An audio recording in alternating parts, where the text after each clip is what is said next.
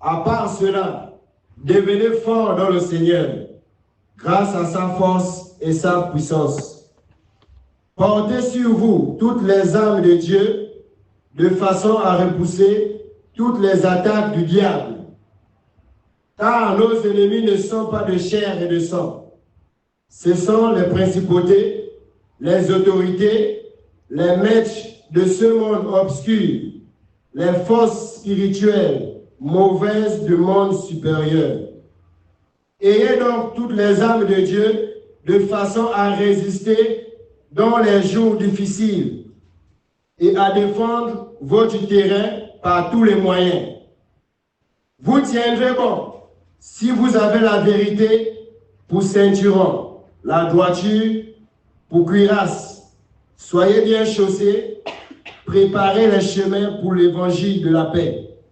Ne lâchez jamais le bouclier de la foi, avec lequel vous éteindrez les flèches incendiaires du mauvais. Portez le casque du salut et l'épée de l'esprit, c'est-à-dire la parole de Dieu.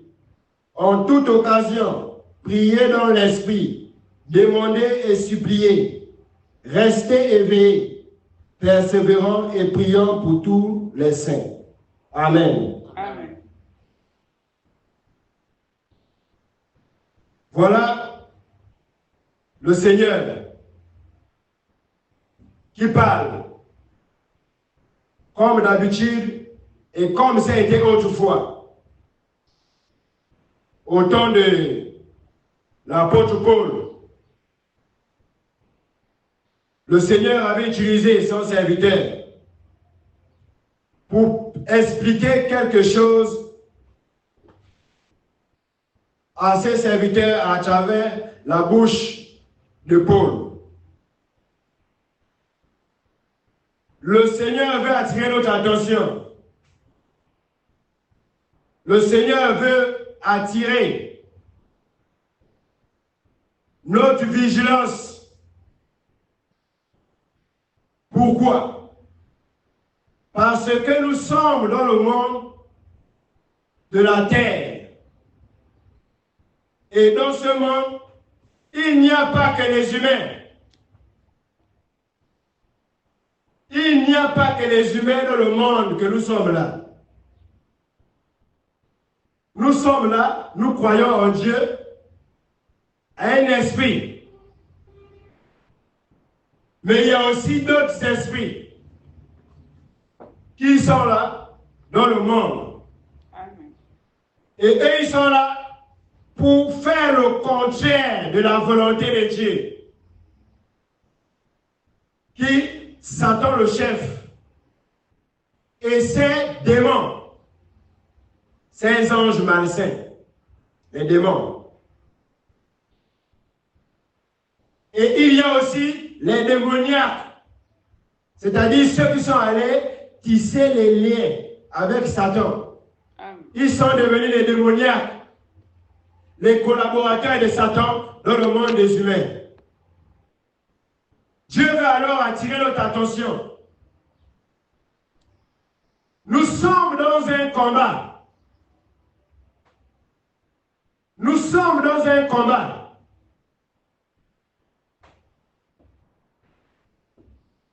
Et qui dit combat, il faut avoir des outils.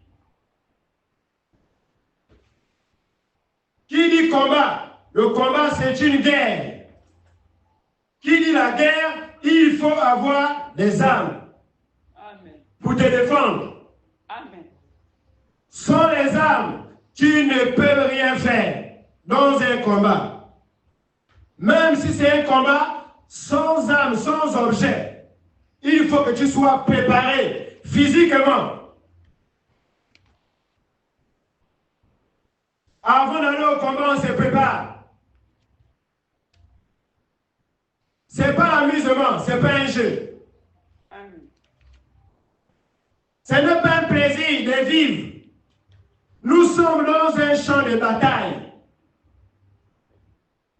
C'est ce que l'apôtre Paul a attiré comme attention à l'église d'Éphèse.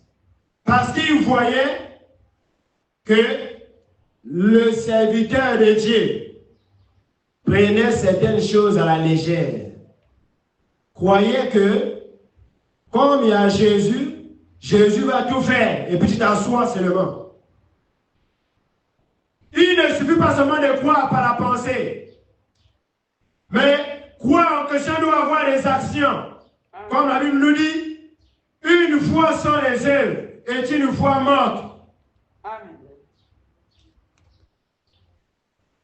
Il faudrait que tu aies des âmes. Elles sont spirituelles. Mais elles se font voir physiquement. Elles se démontrent physiquement aussi. Alors le Seigneur attire l'attention de chacun de nous. Nous les croyants de nos jours. Nous les serviteurs de Dieu de nos jours. Nous les servants de Dieu de nos jours. Parce que ça c'était le temps d'Éphèse, le temps de Paul, il y a plusieurs années. Mais le combat n'a pas cessé. Le combat continue parce que la vie n'a fait que continuer. Et la vie n'a fait qu'évoluer. Le diable n'a fait qu'augmenter aussi dans sa manière d'attaquer. Les âmes de Dieu ne changent jamais. Les âmes de Dieu ne changent jamais, elles sont éternelles.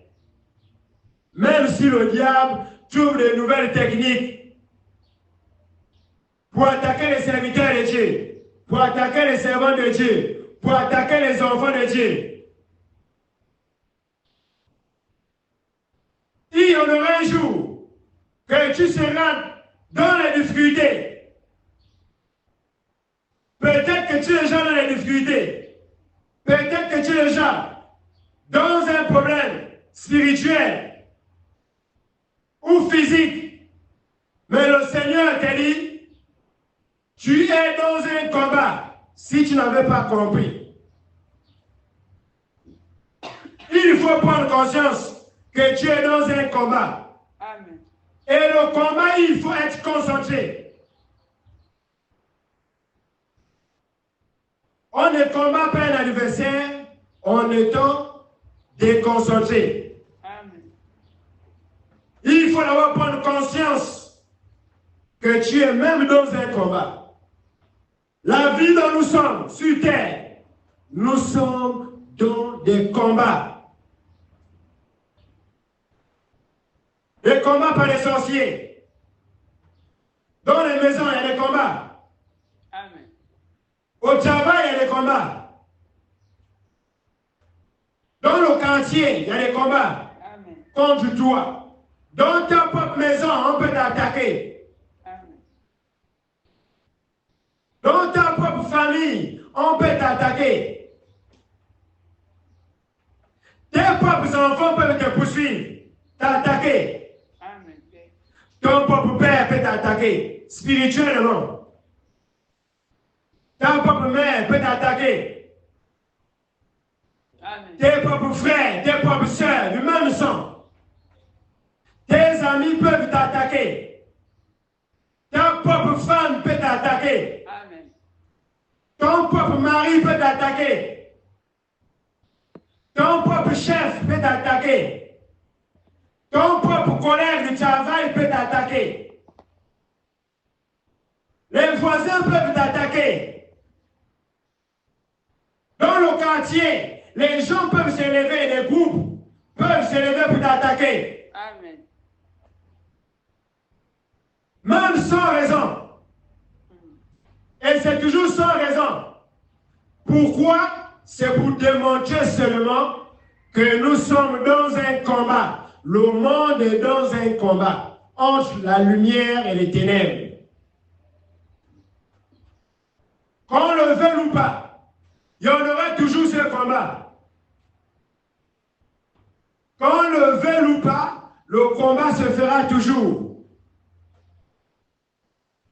Que tu sois croyant, que tu sois non croyant, les combats se feront toujours. Parce que la lumière et les ténèbres, il y a un combat. Amen. représentant de la lumière. Il y a un représentant de ténèbres. Ne mettons pas Dieu, le créateur de toutes choses, dans ce combat. C'est Jésus le Christ, le Messie, la lumière du monde, qui est le représentant de la lumière.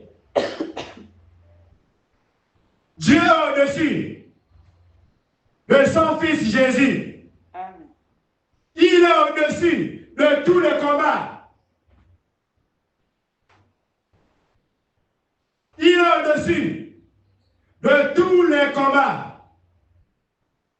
Il y a un représentant des ténèbres, Satan. Alors il faut prendre conscience que le monde est dirigé, est contrôlé, est manipulé par le diable ou Dieu. Mais Dieu est de quel côté? Amen. Il faut prendre conscience. Si le Seigneur attire notre attention, c'est pour que nous ne plaisantons plus. Amen. Nous sortons de l'amusement. Amen. Nous sortons de la blague. Parce que c'est plus que sérieux. Amen. C'est plus que sérieux. Le combat n'est pas physique, d'abord. Mais il se matérialise physiquement aussi. Amen. Il est d'abord spirituel. Même si ton père, ta mère, ton frère, un collègue, qui que ce soit, t'attaque, c'est d'abord spirituel. Voilà pourquoi il était dit, ce combat, nous n'avons pas à lutter contre le sang et la chair. Amen. La compréhension doit être au niveau de l'esprit. Que ce combat est spirituel. Satan existe réellement. Les démons existent réellement. Et ils ont des catégories, des grades. Comme dans le monde physique, tous les combattants n'ont pas les mêmes capacités. Je prends l'exemple dans le monde des arts martiaux. Vous allez écouter ceinture blanche, ceinture jaune, ceinture au fur et à mesure jusqu'à ceinture noire. Ce n'est pas les mêmes grades, ce n'est pas les mêmes capacités. Tu vas aller te battre, combattre une ceinture blanche, ce ne sera pas pareil avec une ceinture jaune. Ce ne sera pas pareil avec une ceinture verte, ou rouge, ou noire. Les combats seront différents. L'adversaire sera différent. La force de l'adversaire sera différente. Voilà pourquoi il nous a dit, ce sont les principautés. On donne des catégories. Les esprits méchants dans le monde obscur. Une principauté est déjà méchante. Mais quand on dit encore des esprits méchants, c'est encore d'autres catégories. Ça veut dire celui-là encore plus méchant que celui que tu as l'habitude de voir. Des princes des ténèbres. Voyons les titres de prince dans le monde physique. Un prince, ce n'est pas une petite personnalité. C'est quelqu'un qui a beaucoup de pouvoir. Un prince, ce n'est pas une petite personnalité dans le monde physique. Nous voyons le rang, dans le rang social, le prince peut être le premier ministre dans un gouvernement. Parce que, après le président, c'est le vice-président, qui est comme le fils du président. Après le prince, c'est le roi. Le plus grand titre, c'est le roi. Le roi est remplacé par le président. Le président était roi. Amen. Parce que, je prends l'exemple de notre pays, on n'a pas de roi ici. On a des présidents. Le président était un roi. Essayons de voir l'image du pouvoir que la personne peut avoir, que la personne a physiquement. Un premier ministre, voyons tous ces honneurs, toute cette gloire qu'il y a avec lui.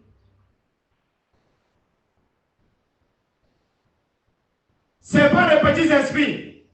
Amen. Un prince des ténèbres, ce n'est pas un petit esprit. Si tu n'es pas bien outillé, tu ne pourras pas le vaincre.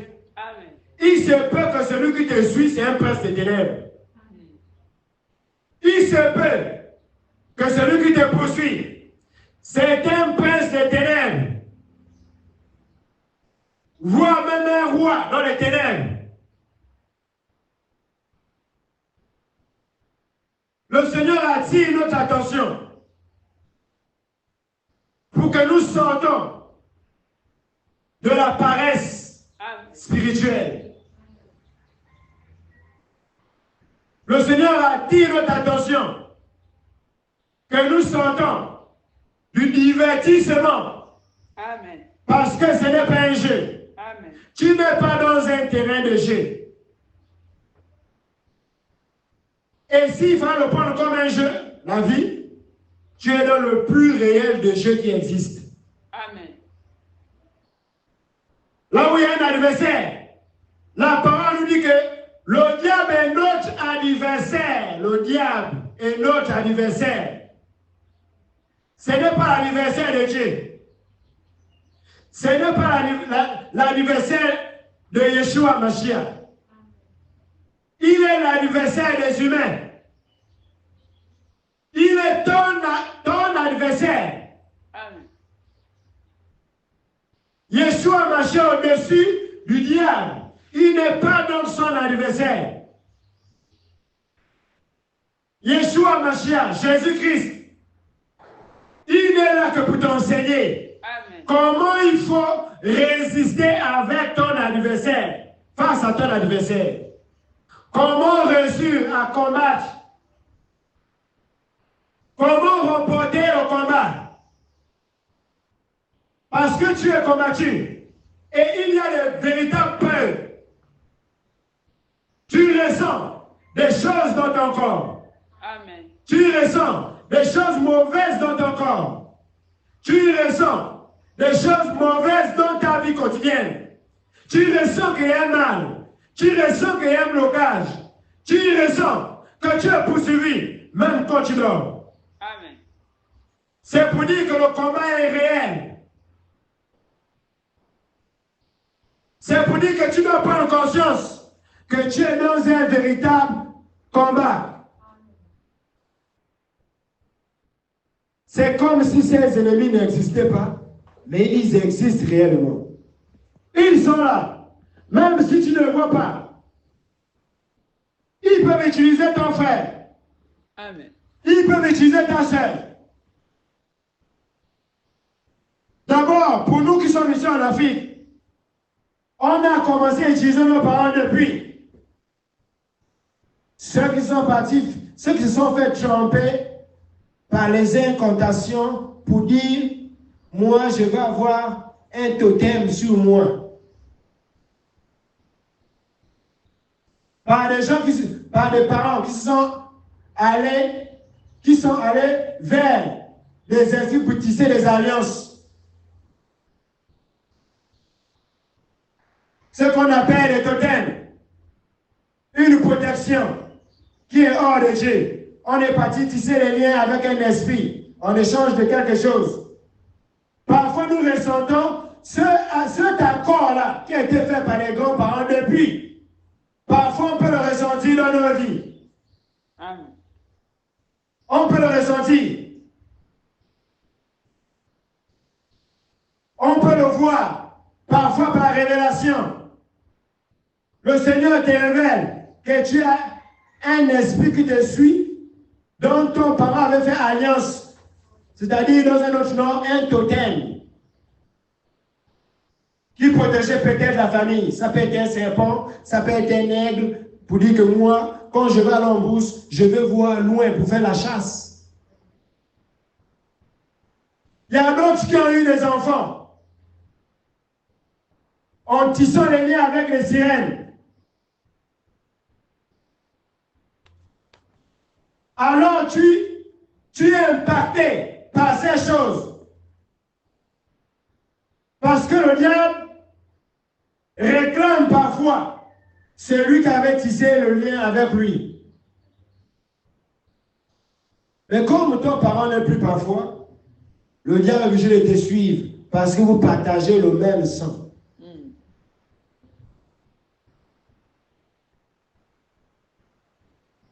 Le sang ne se perd jamais.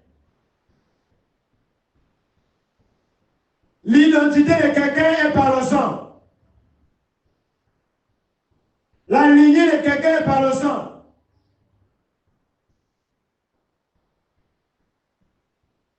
Tu peux être poursuivi, ressenti, tu peux vivre des combats. Rien que parce que tu as le même sang que quelqu'un. Tu peux être poursuivi par des esprits, par des principautés, par des princes des ténèbres, par des totems, par des esprits que les êtres humains sont allés faire alliance, rien que parce que tu as le même sang que cette personne-là, qui n'est rien que ton parent. Amen. Le diable parfois n'a pas tort de te poursuivre, de nous poursuivre. Comme dans l'histoire de l'échange. L'échange, c'est donnant, donnant. Je donne, je reçois quelque chose. C'est une loi que Dieu a mis. La Bible dit, donnez afin qu'on vous donne. Donnez et vous recevrez. Alors l'échange qu'il y a eu entre ton parent et un esprit. Mais comme chez le diable, le donner du diable, le recevoir du diable ne s'arrête jamais. À cause de la nature du diable, il est dans l'égoïsme.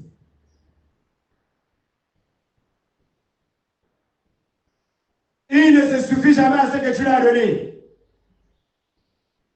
Ce que ton parent avait donné au diable, comme échange en guise de protection, que bon, protège-moi, toi, peut-être le serpent, toi, la sirène, ou bien toi, l'esprit qui est dans l'aigle, ou bien toi, l'esprit qui est dans tel animal. Comme c'est fréquent en Afrique.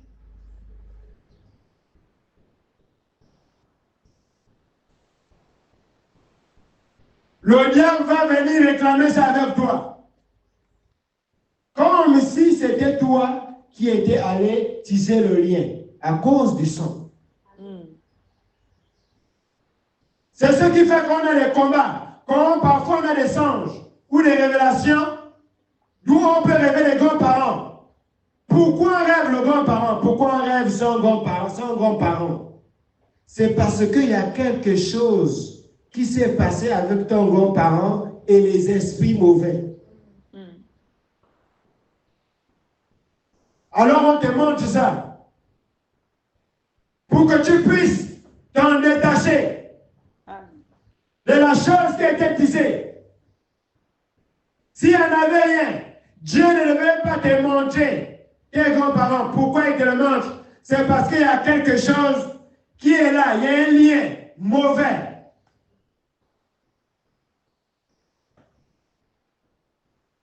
Voilà pourquoi Dieu nous montre. Il y a plusieurs combats. Je vais prendre 3 secteurs de combat qui existent et qu'il faut être conscient. Il y a le combat du monde passé. Amen. Là où tu n'étais même pas encore né, que tu vas devoir combattre. Des esprits qui ont été tissés par tes ancêtres. Les liens qui ont été tissés avec tes ancêtres. Tu vas devoir combattre. Amen.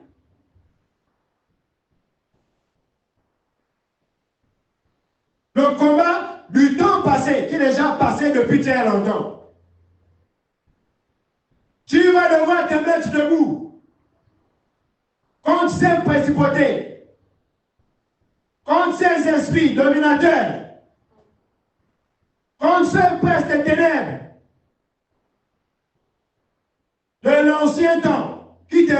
par le sang. C'est réel.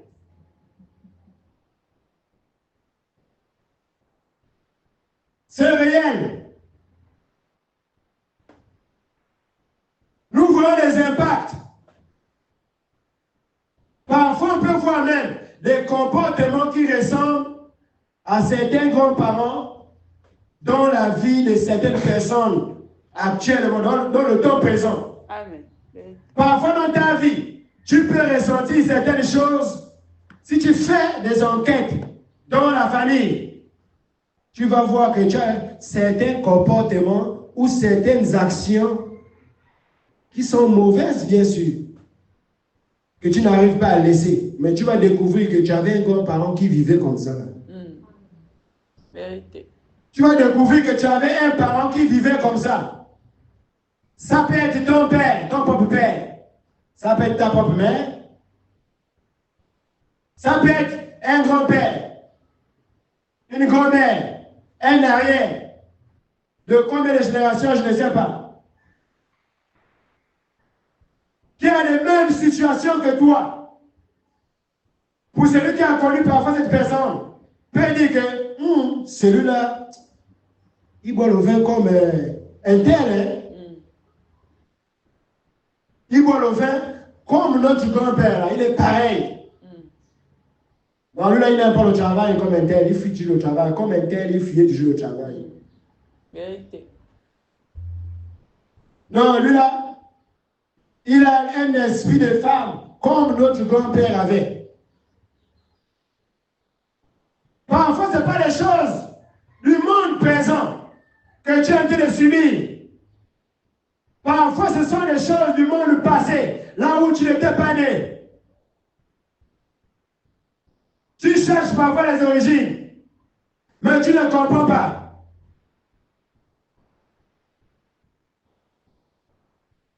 Parfois, tu ne sais pas que ce que tu vis, ce sont des choses passées. Tu essaies de réfléchir toi-même, de penser. Qu'est-ce qui m'arrive? Pourquoi ça m'arrive? Tu ne trouves même pas ce que tu avais fait pour mériter ça. Tu vas abandonner certains péchés. Tu n'arrives pas. Tu as l'impression que quelque chose te force à commettre cet acte-là.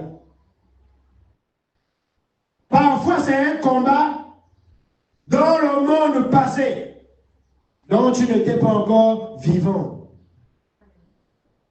mais qui te poursuit par le sang que tu as reçu d'un parent.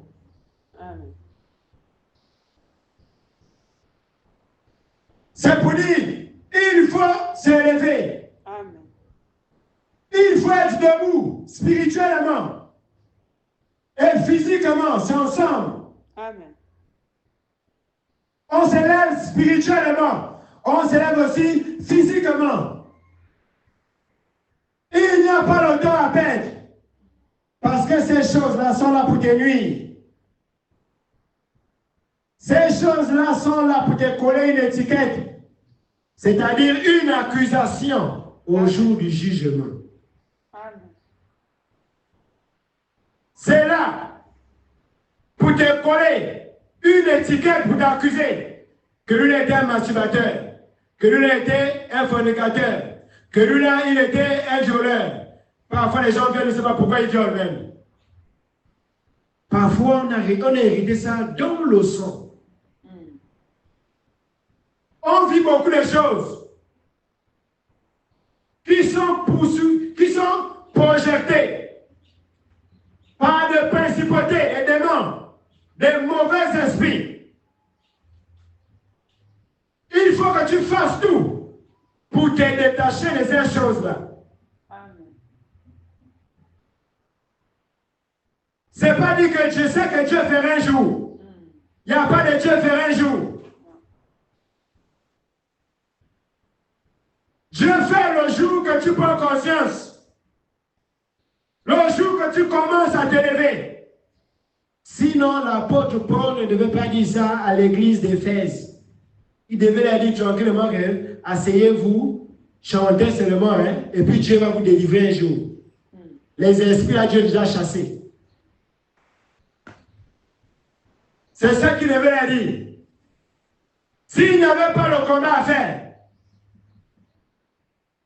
on parle là à ceux qui sont déjà dans l'église d'Éphèse.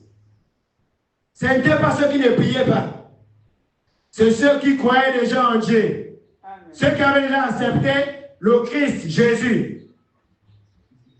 Comme pour beaucoup croient qu'il suffit de peut-être aller aux eaux de baptême, venir à l'église et on est déjà sauvé. Et Jésus a déjà tout fait. Si il a réellement tout fait, mais il y a un processus pour déclencher ça. Amen. Amen. Il faut que tu suives les étapes. Il y a un processus pour déclencher. Seigneur, la parole qu'on dit, le Seigneur a tout accompli. Ce n'est pas que tu es assis ou assise à la maison ou à l'église. Je dis la maison parce qu'il n'y a que deux endroits. La maison, c'est hors de l'église. Peu importe l'activité que tu te trouves, c'est ce que j'appelle la maison. Que ce soit à la maison ou à l'église, si tu restes assis ou assise, ils vont continuer à te manipuler. Ils vont continuer à te dominer. C'est la nature. Vous écoutez bien. Les esprits de domination. Donc, ils feront tout pour être toujours au-dessus de toi, pour t'écraser. Il faut que tu sois soumis à eux. Il faut que tu sois soumis au mal. Voilà pourquoi tu vas toujours faire le mal, même si tu ne veux pas. Même si tu n'as pas envie de commettre tel péché. Mais tu vas te sentir obligé de faire. Ça, c'est un esprit de domination. Amen.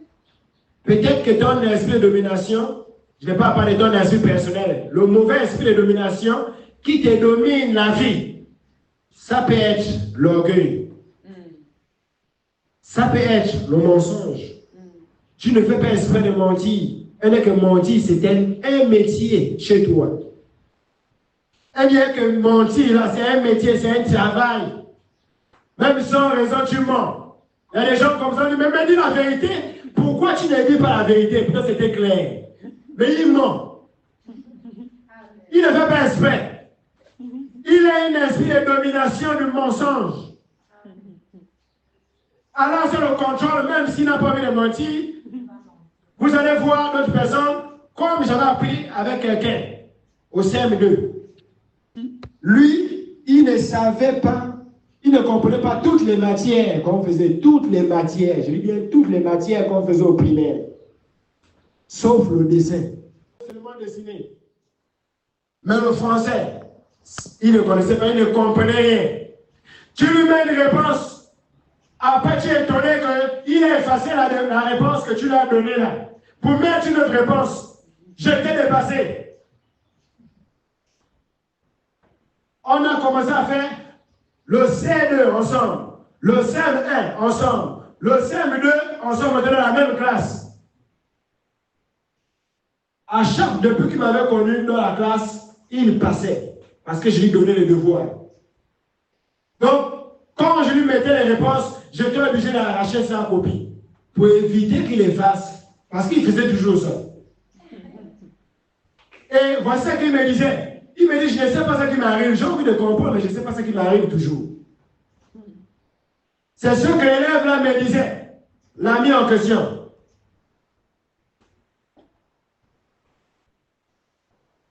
C'était ce qu'il vivait. Il y avait un esprit de domination dans sa vie pour qu'il ne comprenne pas ce qui est vrai. Pour qu'il ne comprenne pas ce qui est juste. Il faut qu'il mette ce qui est toujours faux. Il faudrait qu'il mette ce qui est toujours faux. Tu montres bien que c'est comme ça qu'il faut faire. Voilà la réponse. 2 plus 2 font 4. Tu as compris? Oui. Mais tu reviens, tu as mis 6. Il met bien la réponse devant toi, puis il efface. Si c'est au stylo, il met le blanco pour mettre un autre chiffre. Je n'avais jamais vu ça. Puis ici, c'est au crayon. Là, il est effacé, tu l'es nettement, tu vois une autre réponse sur le passé.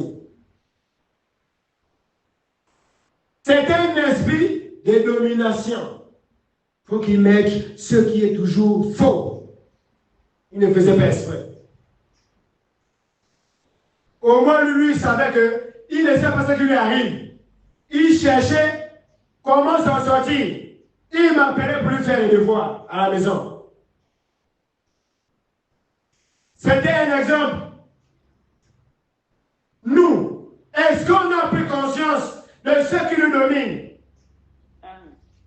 Est-ce qu'on peut réellement l'ampleur de la gravité? Est-ce qu'on comprend réellement l'ampleur de la gravité que ça? C'est réellement mauvais. Pourquoi je n'arrive pas à laisser telle chose? Malgré qu'on prêche même tous les jours dans le monde. Malgré qu'on parle de Dieu tous les jours. Les gens ont du mal à changer. Les gens ont du mal à s'améliorer. Parce qu'ils ne sont pas d'abord conscients qu'ils sont dans un combat réel. Et qu'il faudrait se lever. Il faut prendre conscience. Ce n'est pas d'aller à l'église tous les jours. Est-ce que tu es conscient? Là où tu pars à l'église. Quand tu es conscient, ta manière de prier change. Amen.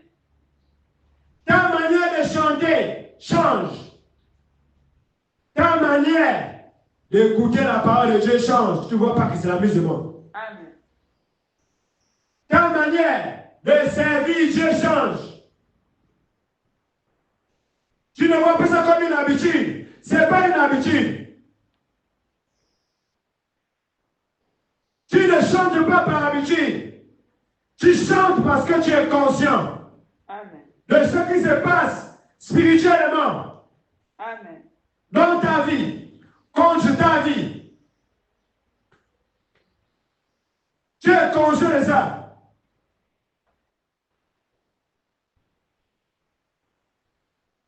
Le Seigneur attire notre attention pour que nous sortons de nos mauvaises habitudes de prendre les choses à la légère. Amen. De servir Dieu à la légère. De venir à l'assemblée à la légère. De venir à l'assemblée. À l'assemblée, c'est le lieu de formation. Amen. Si tu ne viens pas, comme un militaire, parce que vous avez écouté, on a dit, revêtez-vous de toutes les armes de Dieu. Mais si tu ne viens pas connaître les armes de Dieu, que tu dois te balader avec, au sortir du culte, tu vas faire comment pour te débrouiller là-bas devant. Le pasteur ne sera pas là-bas avec toi. Le serviteur ou la servante de Dieu, qui est peut-être zélé dans la marche avec Dieu, ne sera pas forcément avec toi.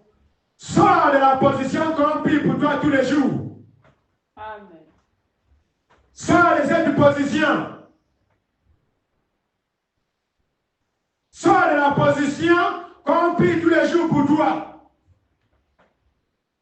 Tu seras toujours faible si on prie pour toi tous les jours. Amen. Tu ne feras pas des efforts.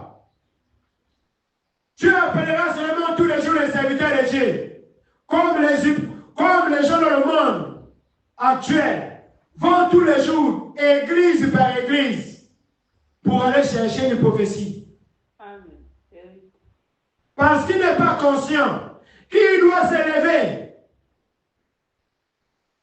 On pourrait donner toutes les prophéties du monde. On pourrait te prophétiser depuis le premier jour que tu es venu dans le monde. Jusqu'au jour actuel que nous sommes. T'es dit toute ta vie. T'es parlé de tes ancêtres, de A à Z. Ça va te donner quoi? Si tu ne te lèves pas. Amen.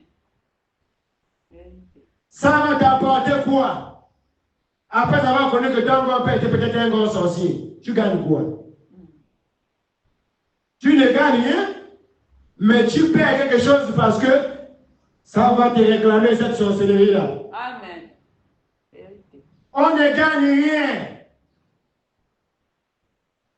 Tu n'as pas besoin de toutes les prophéties du monde. Comme les gens aiment aller chercher les prophéties. S'ils ne trouvent pas l'église, ils vont aller lâcher les gars pour consulter. Pour dire que bon là, depuis que je vais à l'église là, on ne va pas encore prophétiser. La prophétie va terminer. Nulle part.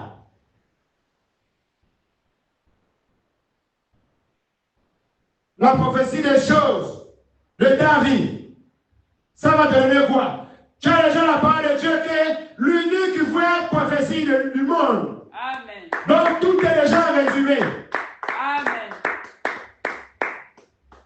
Donc tout est déjà clair. Tout a déjà été clarifié depuis longtemps. Qu'est-ce que tu veux encore connaître?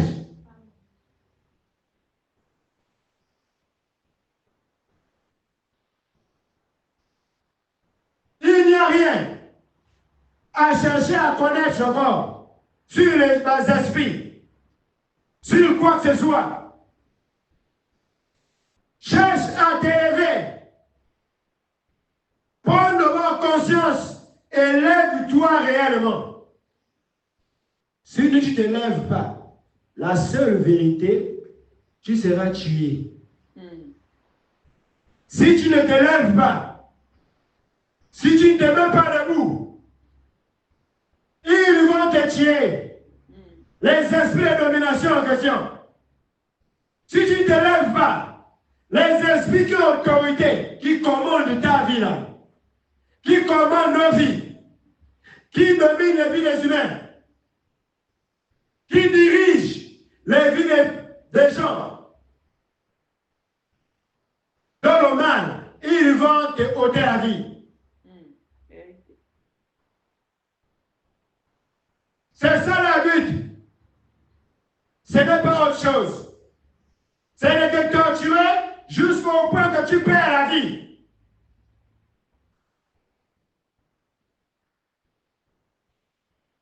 Alors il faut s'élever. Il faut changer. Il faut changer de manière de penser. Il faut changer la manière de voir. Il faut changer la manière de réfléchir. Amen. Réfléchis désormais selon Dieu. Amen. Prends conscience que si tu restes assis ou assise dans le monde là, comme si, bon, moi, c'est pas moi qu'on poursuit, mais tu es déjà avec eux. Ils te contrôlent déjà sans te rendre compte. Rien qu'en disant ça. Rien qu'en disant, c'est pas moi, on poursuit que les chrétiens. Moi, je ne suis pas avec Jésus, je n'ai pas à passer les gangas, moi je suis pour moi à la maison tranquille. Tu es déjà avec eux-mêmes. C'est eux qui te font dire ça. C'est l'esprit qui te domine, qui te fait penser comme ça. Ce n'est pas Dieu. On est dans un champ de combat. Comment tu vas avoir les bras croisés pour dire, moi, je ne puis pas, moi, je n'ai pas passé les gangas, je n'ai pas à l'église, le combat n'est pas, je ne suis pas concerné. Tout le monde entier, tout l'univers en guerre. C'est ce qu'il faut comprendre. Physiquement à la guerre, spirituellement à la guerre. Les anges de Dieu descendent tout le temps pour combattre, pour secourir. Amen. Ceux qui veulent aller vers Dieu, ceux qui veulent aller vers la lumière, là-bas aussi, les anges des ténèbres, les démons, sont aussi de leur secteur pour venir dans le monde que nous sommes, pour venir détruire davantage ceux qui veulent fuir vers Dieu. Amen. Amen. Ceux qui veulent fuir vers Dieu.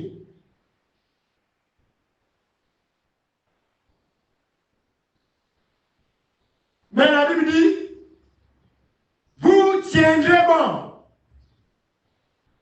et tenez ferme dans ce combat. Vous tiendrez bon si vous avez la vérité pour ceinture. Voilà les armes qu'on nous donne pour combattre Satan et les démons. Pour combattre ceux qui dominent, les choses qui dominent nos vies, mystiquement. Parce que ça commence d'abord mystiquement. Toute chose commence d'abord mystiquement. Comme on dit, spirituellement. Ou encore invisiblement. Toute chose que nous subissons commence d'abord dans l'invisible. Si quelqu'un est béni dans le monde que nous voyons là, ce n'est pas par hasard. Le hasard n'existe pas. Effaçons ce mot-là. Ça, c'est pour les gens de la terre qui ne connaissent pas Dieu, qui ne connaissent pas le monde des esprits. Amen. Mais pour ceux qui connaissent que les esprits existent, il n'y a pas de hasard. Soit c'est Dieu qui te bénit, soit c'est le diable qui te bénit, soit c'est Dieu qui intervient, soit c'est le diable qui intervient. Il n'y a que deux esprits, deux grands esprits. Il n'y a que deux grands esprits. Dieu, qu'on appelle la lumière. Satan, qu'on appelle les ténèbres. Il n'y a que deux esprits, il n'y a pas trois esprits. Il n'y a pas les ténèbres, il n'y a pas seulement les ténèbres, il n'y a pas les ténèbres, la lumière et une autre chose, une troisième chose. Il n'y a que deux choses. Soit c'est Dieu, soit c'est le diable.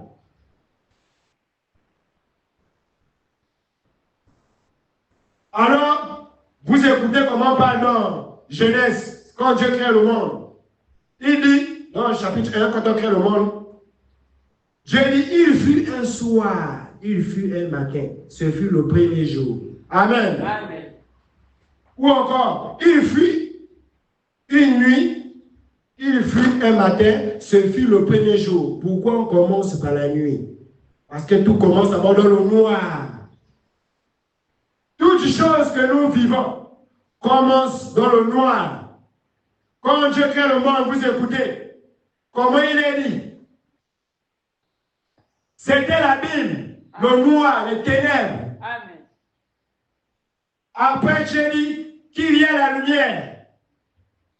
Nous comprenons que tout commence d'abord dans le noir. Le commencement de chaque chose, c'est d'abord dans le noir. Dans un autre langage, le commencement de tout ce que nous voyons là commence d'abord dans l'invisible avant que ça soit physique. Amen. Je prends un exemple. Quelqu'un qui veut soulever un objet, tout de suite là, je veux soulever la Bible. Il faut dire d'abord que je pense d'abord. C'est ça l'invisible. Amen. Amen. Ma main va soulever l'objet par ma pensée d'abord. Il faut que je pense en avance. C'est pareil dans le mal qui nous arrive, les douleurs. Amen. Les choses qui nous dominent, on ressent dans la vie physique en mal là. C'est d'abord dans le physique que c'est. Après, tu subis l'impact. Si tu es bloqué physiquement, sache qu'on t'a bloqué spirituellement. Amen. Tu subis l'effet de ce qui est fait dans le premier monde. Le premier monde, c'est d'abord l'invisible. C'est d'abord le noir. Voilà pourquoi la nuit, il ne faut pas dormir. Amen. Pendant que tu dors, c'est là où les autres commencent leurs activités. C'est la nuit. Amen. C'est la nuit qu'on prépare le jour. Jésus priait beaucoup la nuit. Amen. Le jour, il partait seulement manifester les prières qu'il avait faites la nuit. On prépare sa journée la nuit. Amen. On prépare sa journée la nuit. Parce que tout se fait la nuit. Même si il y a des sorciers ou des vampires qui arrivent à faire de certaines choses la journée déjà. C'est pour dire que avant ils ne faisaient pas ça. Mais le nos jours arrive, c'est pour dire l'ampleur du mal, là où le démon a augmenté, les manières d'attaquer. Ils ont cherché, ils ont défié les lois. Ils ont défié les lois. C'est pour dire, il ne faut pas dormir. Plus loin vers le verset 18, on a dit, veillez, veillez, soyez persévérants. Mets la vérité avec toi. Ce sont les armes qui vont te défendre. Amen. Ce n'est pas un fusil physique. Ce n'est pas un couteau physique. Ce n'est pas une arme physique. Parce que le combat est d'abord contre les esprits. Ils sont dans le monde spirituel. Le combat là commence dans l'invisible. Tout ce que tu subis, tout ce que les humains subissent, ça commence dans l'invisible. Dans le monde que les yeux ne voient point.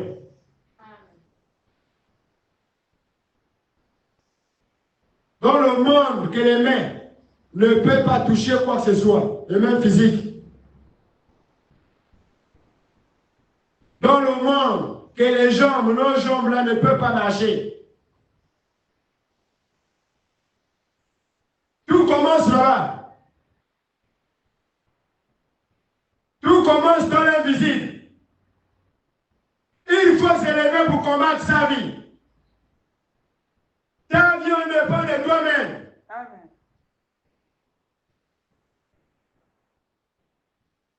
Ta vie en dépend de toi.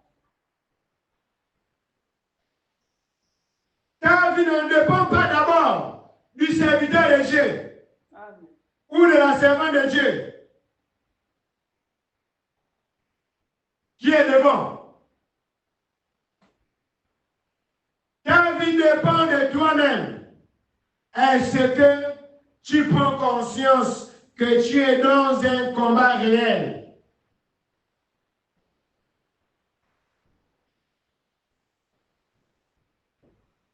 Est-ce que tu resteras pareil sans pourtant prendre conscience?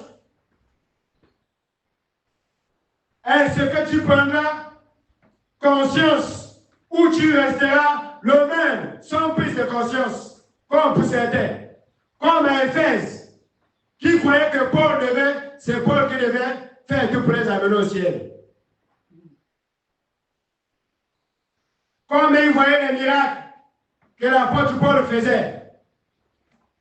Pour eux, et ils se concentraient seulement sur l'apôtre Paul. C'est fini. Il va prier pour nous. Vers le verset 19, vous allez comprendre que Paul dit aussi, priez aussi pour moi. Amen. Priez aussi pour moi. Pourquoi Paul dit? C'est parce que ça dépend de chacun. Ce combat. Chacun doit s'élever. Tu dois prendre conscience que le diable est là. Et il ne se repose pas. Nous qui voulons nous reposer.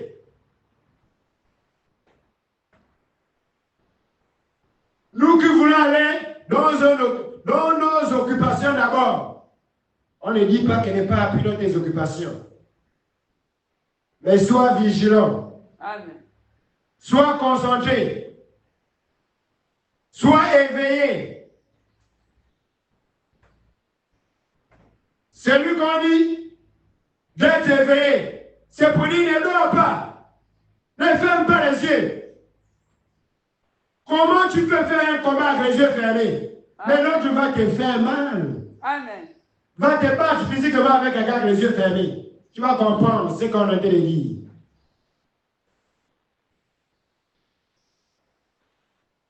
Va combattre quelqu'un physiquement.